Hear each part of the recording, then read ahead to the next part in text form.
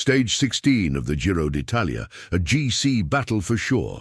Let's take a look at how the general classification looked before the stage. We had Isaac del Toro in the lead with a solid gap of 1 minute and 20 seconds. Behind him, Simon Yates and Juan Ayuso. Just off the podium sits El Jaguar de Tulcan, Richard Carapaz, who looked really strong before the rest day. The big story from stage 15 was the crisis of Primož Roglič, who dropped to the back of the top 10. After a day of respite, the riders face a tough menu today. 203 kilometers from Piazzola to the summit of San Valentino, with around 4,700 meters of vertical climbing. Let's take a look at today's stage profile. The first 60 kilometers are on slightly rolling terrain before we hit the first categorized climb of the day. Will the break form on the flat?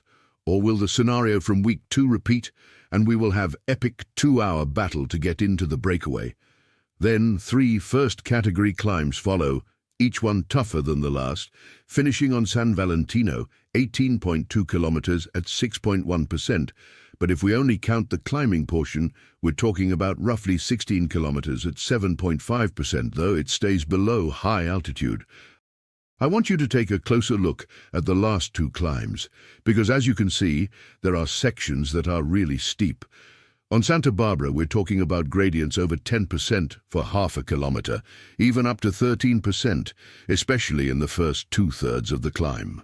San Valentino, on the other hand, hides its most difficult part until the very end, where the final 1.5 kilometers ramp up to around 9.5%. Brutal after such a long and demanding stage.